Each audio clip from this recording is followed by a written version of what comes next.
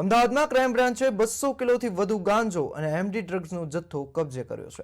ઓડિશાથી ટ્રકમાં ભરીને લાવવામાં આવેલ ગાંજા અને ડ્રગ્સ સાથેના 3 આરોપીઓની પોલીસે ધરપકડ કરી છે. આરોપીઓ ડિલિવરી આપવા માટે આવી રહ્યા હતા. વટવા જેઆઈડીસીમાં ડિલિવરી કરે તે અગાઉ જ ક્રાઇમ બ્રાન્ચે તેઓને ઝડપી પાડ્યા છે. અમદાવાદ ક્રાઇમ બ્રાન્ચની પ્રાથમિક તપાસમાં સૂકવેલા ગાંજાનો મોટો માત્રામાં પાવડર પણ મળી આવ્યો છે. 1100 કિલો ડ્રગ્સ ઓડિશાથી ટ્રકમાં આવતું હોવાની માહિતી ક્રાઇમ બ્રાન્ચને મળી હતી. પોલીસે 7 આરોપીઓની ધરપકડ કરી છે. અંદાજિત 64 લાખનો મુદ્દામાલ કબજે કરાયો છે.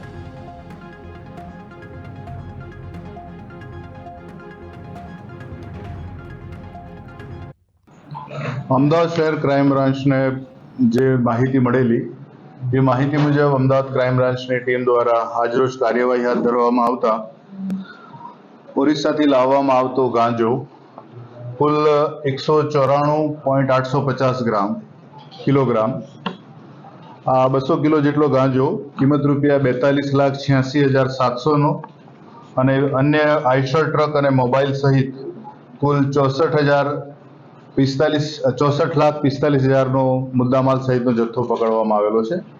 આ જે ગાંજાનો 200 કિલો જેટલા ગાંજાનો જથ્થો જે પકડાયો છે એ જથ્થા સાથે સ્થળ પરથી જ કુલ 7 આરોપીઓની ધરપકડ કરવામાં આવેલી છે.